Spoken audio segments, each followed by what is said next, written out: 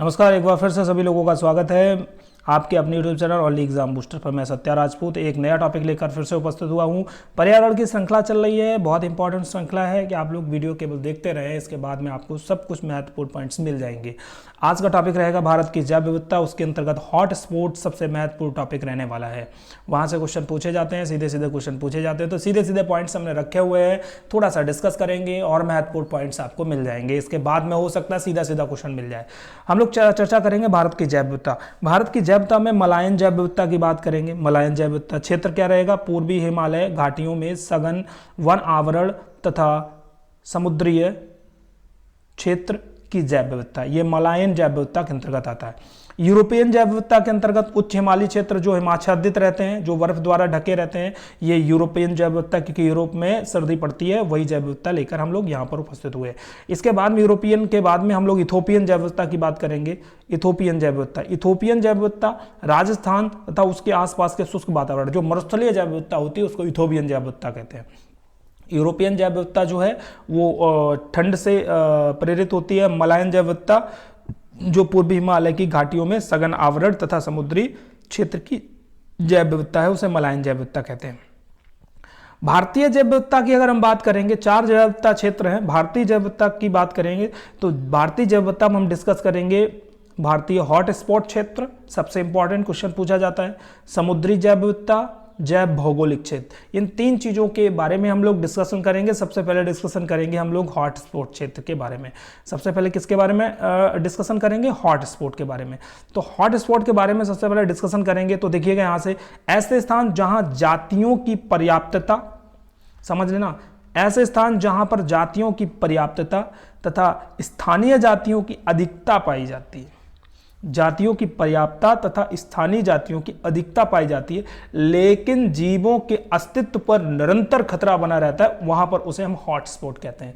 क्या कहते हैं? Hot spot. यानी कि यहां पर प्रजातियों की अधिकता तो है, जातियों की अधिकता तो है, स्थानीय जातियों की बहुत बहुलता तो है, लेकिन कहीं ना कहीं इनके अस्तित्व पर हमेशा खतरा मंडराता रहता है, इसलिए इनको हॉट स्पॉट क्षेत्र कहा जाता है।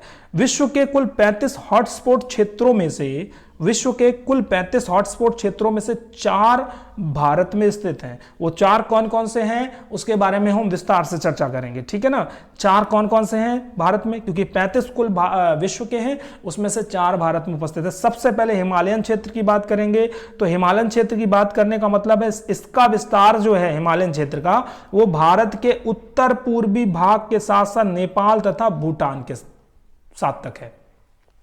यानी कि जो आपका हिमालयन क्षेत्र है, इसका विस्तार भारत के उत्तर पूर्वी भाग के साथ साथ नेपाल तथा भूटान तक है।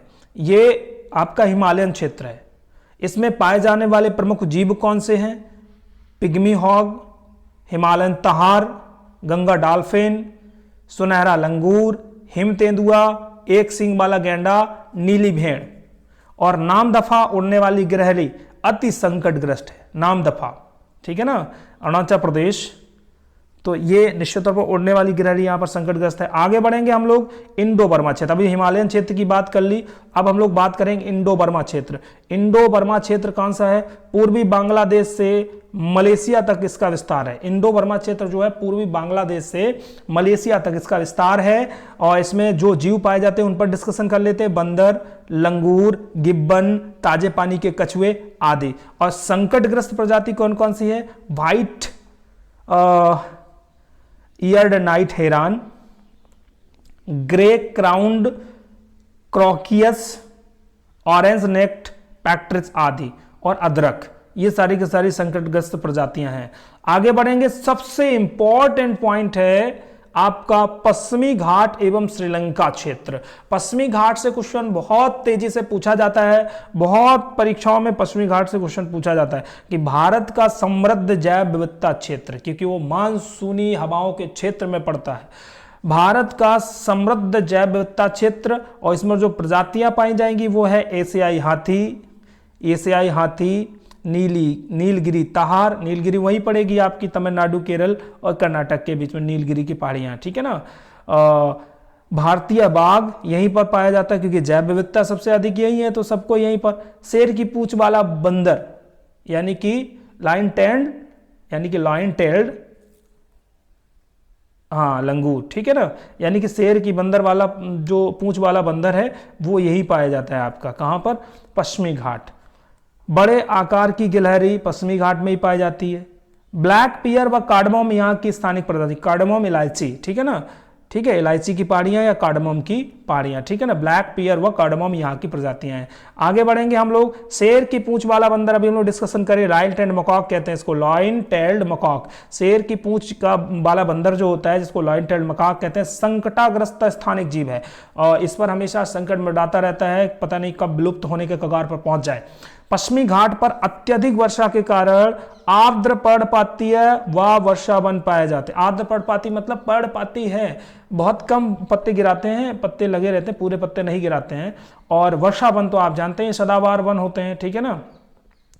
आगे बढ़ेंगे हम लोग, श्रीलंका क्षेत्र में सदाबहार एवं वर्षा वन पाए जाते हैं। सदाबहार मतलब जो हमेशा हरे भरे रहेंगे।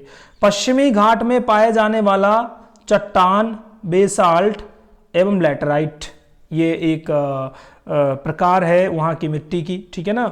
पश्चिमी घाट को स्थानिक रूप से सह्याद्रिक पर्वत चोटी कहा जाता है, सह्याद्रिक पर्वत चोटी कहा जाता है किसको, पश्चिमी घाट को। फिर इसके बाद हम लोग बात करेंगे चौथा, सुंडालैंड की बात करेंगे। सुंडालैंड क्षेत्र ये भी एक भारतीय हॉटस्पॉट क्षेत्र के अंतर्गत आता है। सबसे इंपॉर्टेंट आपका पश्चिमी घाट ही है, पश्चिमी घाट को अच्छे से पढ़िएगा।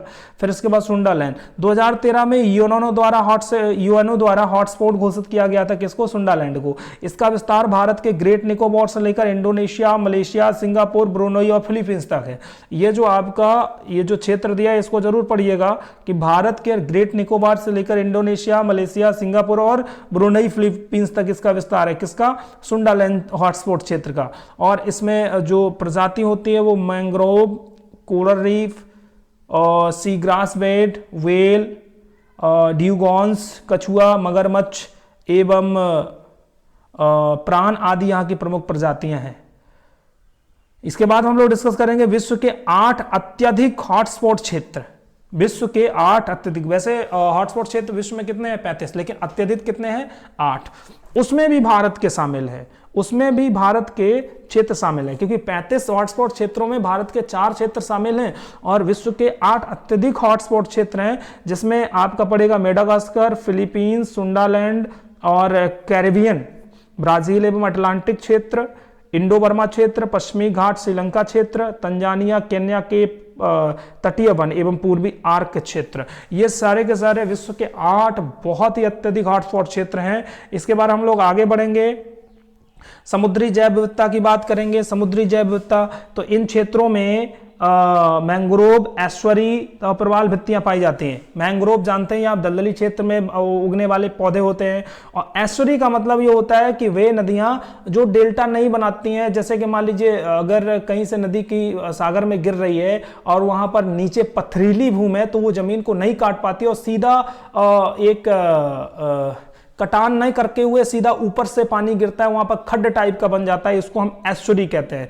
और प्रवाल भित्तियां तो आप जानते ही हैं, जैसे मूंगा वगैरह पर वनस्पति उगती हैं, जैसे लक्षद्वीप, अंडमान निकोबार द्वीप समूह में मूंगा वगैरह है। इसके बाद में क्योंकि प्रवाल भित्ति की बात करेंगे तो ऑस्ट्रेलिया की ग्रेट बैरियर रीफ विश्व की सबसे बड़ी प्रवाल भित्ति है। इसके बाद हम लोग बात करेंगे जैव भौगोलिक क्षेत्र। जैव भौगोलिक क्षेत्र, भारत को 10 जैव भौगोलिक क्षेत्रों में विभाजित किया गया। भारत को 10 जैव भौगोलिक क्षेत्र में विभाजित किया गया।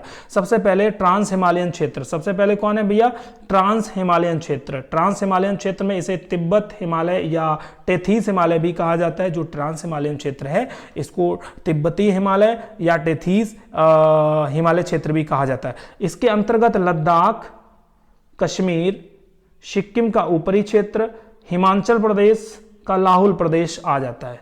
हिमाचल प्रदेश का लाहुल प्रदेश आ जाता है। इसके बाद में हम लोग डिस्कस करेंगे वनस्पति यहाँ की कैसी रहेगी, अल्पाइन प्रकार की, क्योंकि ट्रांस हिमालय की बात करें तो अल्पाइन वहाँ जहाँ बर्फबारी होती है, ठंड पड़ती है, अल्पाइन प्रकार की वनस्पति रहती है। और जंतु रहेगा हिम लेपर्ड। देखिए हिम की बात आई तो वर्फ से संबंध हिम लेपर्ड, आइवैक्स, संगमरमर रंग की बिल्ली, काली गर्दन बारह हंस आदि यहाँ की प्रमुख जीव जंतु हैं। इसके बाद हम लोग बढ़ेंगे हिमालयन क्षेत्र की बात करेंगे। हिमालयन क्षेत्र की बात करेंगे तो हिमालयन क्षेत्र में उत्तर पश्चिम से उत्तर पूर्व तक संपूर्ण हिमालय पर्वत श्रृंखला हिमालय पर्वत श्रृंखला। वनस्पति कौन कौन सी? ऊंचाई बढ़ने के साथ साथ तापमान में गिरावट के कारण उष्णकटिबंधीय वनों से लेकर टुंड्रा वनों तक की प्रजातियां पाई जाती हैं। हिमालय क्षेत्र है, क्योंकि मैंने बोला कि जहां टेम्परेचर कम रहेगा, बर्फ पड़ेगी, तो वहां पर क्या होगा, उष्णकटिबंधीय वनों से लेकर अगर हम ऊपर बढ़ते जाएंगे तो टुंड्रा प्रकार की वनस्पति हमें मिल जाएगी, जो हम पिछले वीडियो में हम लोग डिस्कस करके आए हैं। इसके बाद यहाँ पर जंतु कौन रहेंगे? हिम लेपर्ड भी रहेगा, भूरा भालू रहेगा। इसके बाद में हम लोग मरुस्थलीय वनस्पति की बात कर लेते हैं, जहां पानी की कमी होती है। तो इसके अंतर्गत राजस्थान, सिंध का रेगिस्तान आदि आता है। नीलगाय, जंगली गधे, ये गुजरात वाले जंगली गधे, चिंकारा, मरुस्थलीय लोमड़ी, मरुस्थलीय बिल्ली और flamingos, great Indian western, black buck आदि यहाँ के प्रमुख जीव हैं। और यह क्षेत्र कीट प्रजातियों के लिए प्रसिद्ध है। देखिए ये इंपॉर्टेंट पॉइंट है, ये सबसे इंपॉर्टेंट पॉइंट है। जो मरुस्थलीय क्षेत्र होता है वो कीट प्रजातियों के लिए सबसे इंपॉर्टेंट होता है। इसके बाद हम लोग अर्धशुष्क क्षेत्र की बात करेंगे।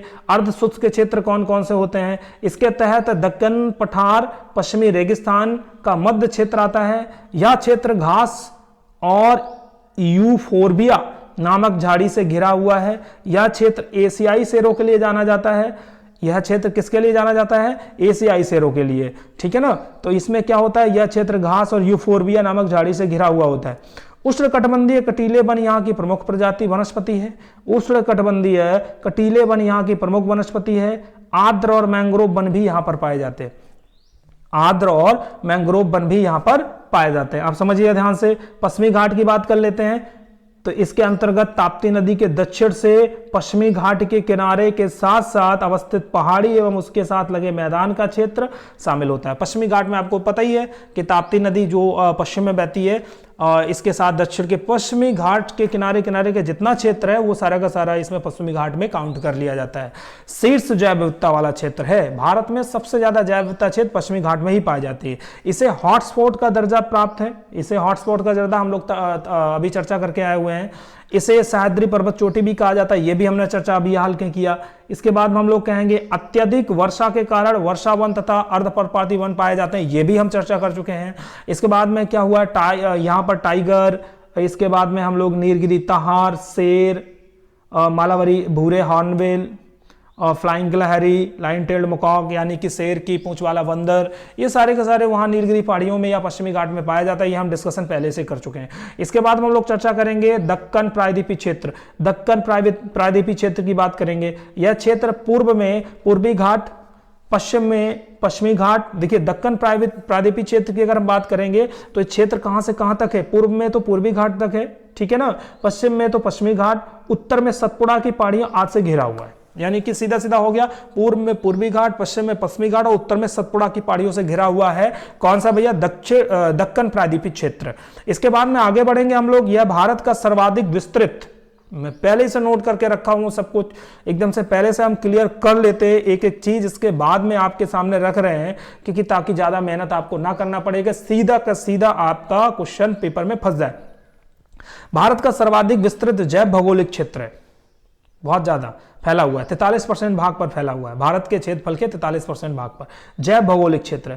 यहां मुख्यतः काली व लाल मिट्टी पाई जाती है। काली मिट्टी, क्योंकि ये आपका यहाँ पठारी भाग है तो काली मिट्टी पाई जाएगी। काली मिट्टी मोस्टली कपास की खेती के लिए बहुत ही इंपॉर्टेंट होती है, ये हम आपको अपने तरफ से बता रहे हैं।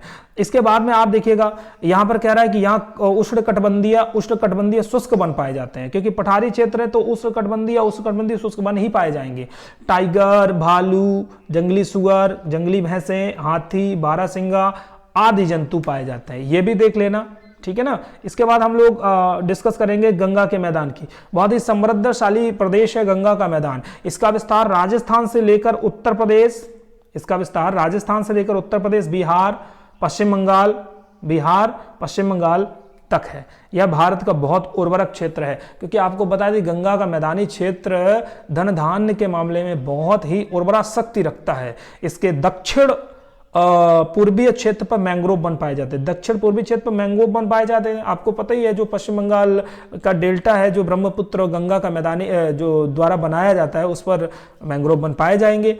भारतीय गैंडा, घड़ियाल, ब्लैक बक, हाथी, कछुआ, मछली आदि जंतु यहाँ पाए जाते हैं गंगा के मैदानी भाग पर। इसके बाद हम लोग उत्तर पूर्वी क्षेत्र की बात करेंगे। उत्तर पूर्वी क्षेत्र कौन कौन से हैं? उत्तर पूर्वी क्षेत्र जो है पूर्वोत्तर भारत का मैदानी क्षेत्र, जो पूर्वोत्तर भारत का मैदानी क्षेत्र है, पूर्वोत्तर भारत का मैदानी क्षेत्र वो आ जाता है जिसमें सेवन सिस्टर आपका असम, मेघालय, अरुणाचल प्रदेश, त्रिपुरा, सिक्किम, मणिपुर, नागालैंड, मिजोरम, ये सारे के सारे राज्य आ जाएंगे, वो उत्तर पूर्व भारत के क्षेत्र कहलाएंगे। इसके बाद इस क्षेत्र में मुख्यतः उष्णकटिबंधीय वनस्पतियां पाई जाती हैं, जैसे बांस, जैकफ्रूट, टूना, चेस्टनट एवं प्रचुर मात्रा में पाए जाते हैं यहाँ पर, ठीक है ना। अब आगे बढ़ेंगे हम लोग, तटीय क्षेत्र की बात कर लेते हैं। तटीय क्षेत्र में कौन कौन से आपके क्षेत्र आ जाएगा? पूर्वी व पश्चिमी भारत के तटीय क्षेत्र आते हैं, यानी तटीय क्षेत्र में पूर्वी व पश्चिमी, यानी कि जिसमें हमला पूर्वी घाट और पश्चिमी घाट, ये दोनों को दोनों आ जाएंगे तटीय क्षेत्र में। मैंग्रोव वनों के लिए प्रसिद्ध है। किसके लिए? मैंग्रोव, क्योंकि आपको पता ही है तटीय क्षेत्र है, दलदली इलाका होगा, यहाँ मैंग्रोव वनों के लिए प्रसिद्ध हो जाएगा, क्योंकि इधर कच्छ का रन, इधर आपका सुंदरबन का डेल्टा, ये मैंग्रोव वन के लिए बहुत ज्यादा प्रसिद्ध है। इसके बाद डॉल्फिन, डुगोंग, एविफोना आदि जंतु पाए जाते हैं। पूर्वी तट पर सुंदरबन में रॉयल टाइगर बंगाल पाए जाते हैं, ठीक है ना, रॉयल टाइगर बंगाल पाए जाते हैं। इसके बाद आगे हम लोग चर्चा करेंगे द्वीपीय क्षेत्र। द्वीपीय क्षेत्र क्या होते हैं? इसका विस्तार अंडमान से लेकर निकोबार द्वीप तक है, के दक्षिण तक है। इसका विस्तार अंडमान से लेकर निकोबार द्वीप के दक्षिण तक है। इसमें कुल 572 द्वीप हैं। कितने हैं भैया? 572, जिसमें से 36 द्वीप आवासीय, आवासीय मतलब जिनमें जनसंख्या निवास करती है। डॉल्फिन, जैकफ्रूट, कोकोनट, मोलस्का आदि यहाँ पर प्रजातियां पाई जाती हैं। इसके बाद हम लोग डिस्कस करेंगे कि रेड पांडा पश्चिम बंगाल, सिक्किम, अरुणाचल प्रदेश में पाया जाता है। सुंडालैंड हॉटस्पॉट क्षेत्र निकोबार क्षेत्र में शामिल किया गया है। सुंडालैंड जो हॉटस्पॉट क्षेत्र है वो किस में शामिल किया गया है?